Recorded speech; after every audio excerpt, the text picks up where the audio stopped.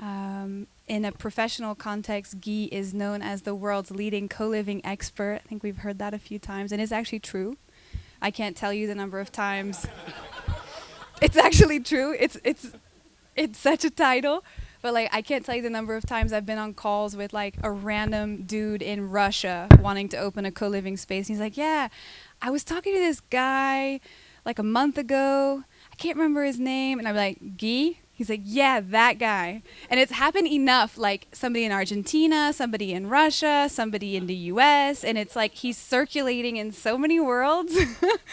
And it's like a joke now. I don't even freak out when I hear it anymore. I'm just like, "Oh yeah, yeah, of course it's Guy." And why Guy is the director and founder of the world's largest association of co-living professionals. So he knows everybody. He brings everybody together. He's making co-living a real thing, like both on a very grassroots level and like convincing people with a lot of money that are actually building co-living spaces to do really good ones and really cool ones that mean something. He's also an author and a speaker. He's writing a book called The Art of Co-Living, and he traveled around the world and visited over 100 co-living spaces before writing it. He's an amazing hustler and entrepreneur, and he's constantly reinventing, reimagining, and doing all the time. And so without further ado, Guy, I'll let you tell your story.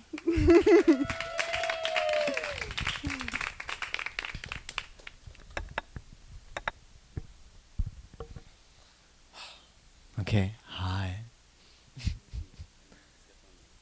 Step on stage? Yes. Okay, I guess it's real.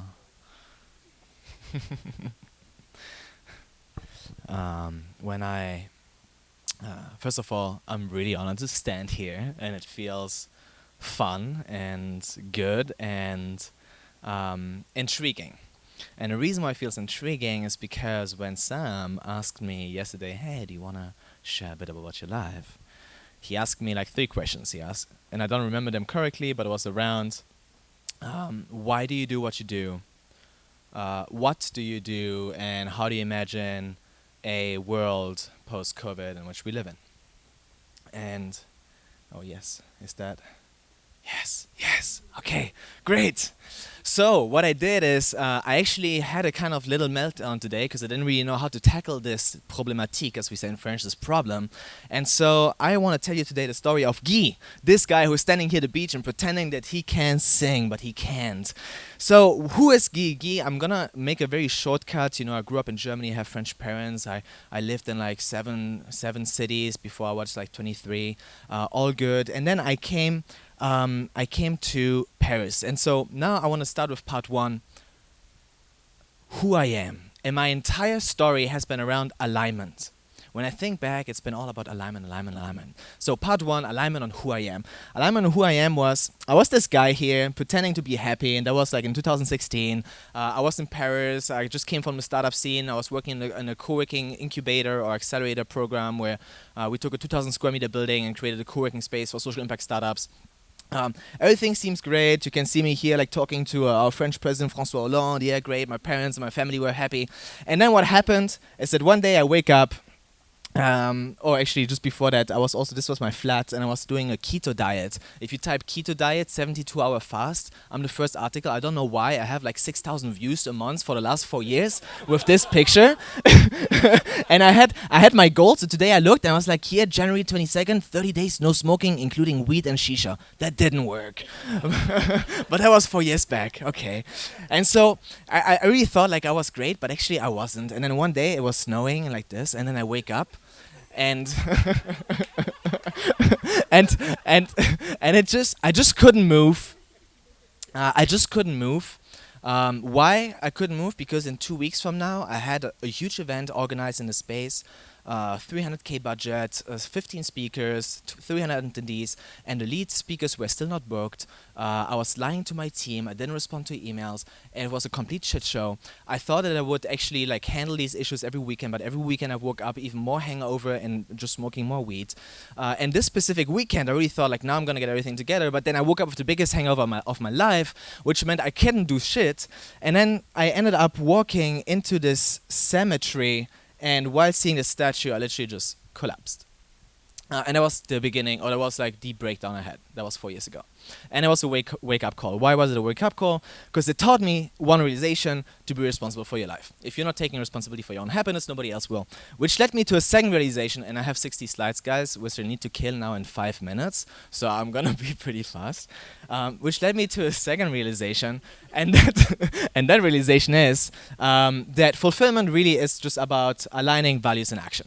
And that's what this whole talk is about. And so I did some changes. I quit my job. I sold all of my belongings. I became a minimalist. For the last 4 years, I've been just like living with my backpack. I have around like 60 items, including a microphone and a DJ set. And then I went onto this whole journey where I started traveling. I went to Burning Man. I went to surrender experiments where I slept naked, like in the jungle for 7 days. And then I went on like silent retreats and went back with silence into cities for like, and lived like this for 10 days. Went on silent dates and met random encounters. Went with a priest like in the north of Monterey to help like school kids. And just went on this like whole journey of like trying to explore who I am. Dealt with like issues such as death and fears and money. You know, for example, at the beginning of my nomadic journey, I would freak out when I didn't know, like, where am I going to be in a month? And like now it's like, okay, if I don't know where to sleep tonight, then what's the worst case scenario? Worst case scenario, I go to a bar and meet really cool people and they're going to invite me. It's not too bad. I never did that, right? I never did like the cheap dating game, but like that works. Some people do that. And that led me to like one big realization, which is like happiness in terms of emotions really just boils down to a fundamental equation, which is reality minus expectations. And expectations can be also deeper belief systems and all of that crap that comes with being a human. And it led me to a second realization, which is it is really important to be in control, or not in control, but having an influence over your emotional states. Because your emotional states actually are going to dictate the expectations that you're going to set, and also going to dictate the reactions you're going to give. So for the last 4 years, I've been really working on that. Then it also led me to intellectualizing stuff. I have a bunch of Google Docs that Alex tells me every time, Guy, you need to publish this shit. Including a Google Doc around my life principles and boiling down, like coming from two big realization that existence has an absolute meaning, and from there that we need to give it meaning wisely, and that we have to like take responsibility for our actions, etc. And there's a second part of that also, there's one belief systems I have, which is that we are deterministic animals, meaning we actually don't have free will. And I would love to be challenged on this one. But a part of that, from this realization comes also a bunch of other like blah, blah, blah, blah, blah, like principles. One of the ones, for example, that existence has no meaning is because we have to give it meaning wisely, we need to know how we interpret the world, and hence need to know how we are aware of our belief, or like which belief systems guide us, right? Or which principles guide us. And so that is mostly about that, and which led me to doing another thing. A year back, I was finally ready. And I did a self-wedding. And that's why I have actually a ring on my finger, which is the day that I got married to myself. It's been very nice. We went through like ups and downs. We're still together, you know, all good.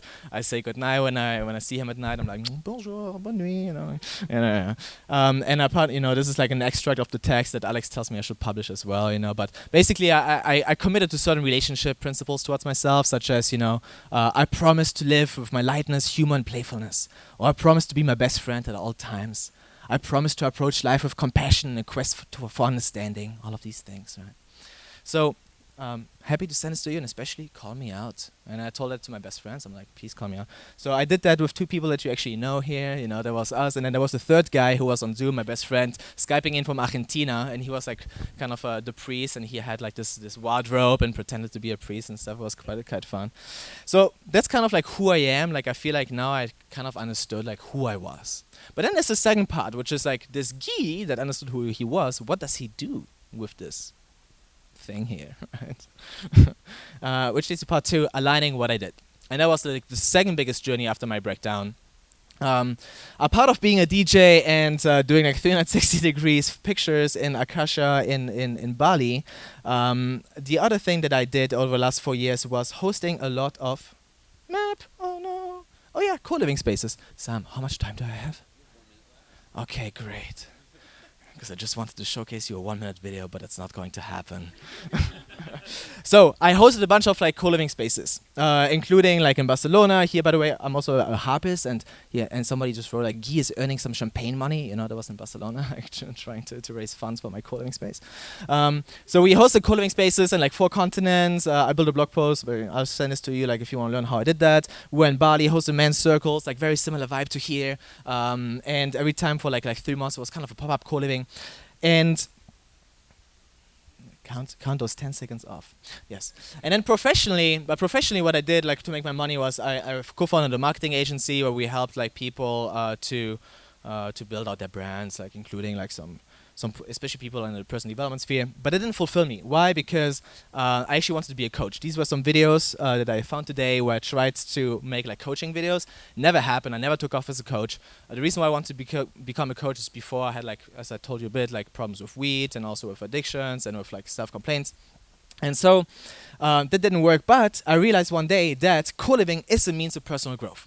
And that is why I entered the co-living industry, because when you're living in community, for me, it's like a simple equation, which is community equals alignment minus differences. And when you have differences, it goes into tensions, and then you figure out personal triggers. And that is a great way to figure out what is still holding you back.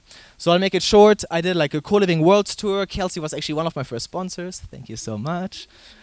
Which led me to like going to 33 cities, hosting like co-living events in every city, meeting a lot of like co-living people, interviewing like 100, actually in total 200 like organizations, and meeting 50 people like in person, or 50 organizations in person, for which my book is going to come out in a month. But the whole point is, thank you, I procrastinated that book. In the meanwhile, what I did is I went into speaking, which was cool. I worked with some people, including this girl, which you might recognize again. And especially, I just wrote another book in between, right? Because I didn't have anything else to do, called the Community Facilitation Handbook. On top of that, I also co-founded a magazine called Co-Living Insights, which came out in 4 editions. We're also hosting the Co-Living Awards, and I became director of the largest co-living association in the world, which currently has which hosted 100 events last year, and we have like 280 members and 35 ambassadors globally. Kelsey is one of them as well. She's part of the story. So all of this, to showcase you that I went from co-living operator to co-living expert to co-living industry builder. So, seems great, right? Oh, yeah. That's a nice one too. 10 seconds and I'm yours. Seems great, but actually it's never, no, it's not, because part 3, it never stops. It never fucking stops. And let's check this out. Fulfillment equals values, equals the alignment between values and actions, right? That's what I said from the very beginning, and that was my quest. And now see what happens. Fulfillment really is values, which is your ideal self, and action, which is your current self. And so the big question here is, who's my ideal self? It's not this guy, he's just pretending to meditate. Like who is my ideal self really? And I know that, for example, right now my ideal self is somebody that actually helps people gain breakthroughs. It's somebody that helps people with personal growth, that helps people get in a better mental state. I went into co-living because of that, but right now in my day-to-day, I'm not doing it at all. And that's also one of the biggest shifts that is happening today, which is putting my energy now more into, I wouldn't say coaching, but into transformational content and education. And as well, so that's one thing, and that's why I'm creating this brand called Art of Co, which is all about the art of co-living, but coexistence and communication, and community, and a lot of co's that are in this world. And then the other thing though is that I also want to be somebody who is aligned with my principles and fully responsible for my life. And I don't always take responsibility for my emotions. I don't always show up as my best self. And so please be my mirror and call me out when that's not the case. And so with that, just I don't know, you didn't. I'll send you the stuff either way. And with that, cheers. Alright guys, thank you Gabe. Thank you so much.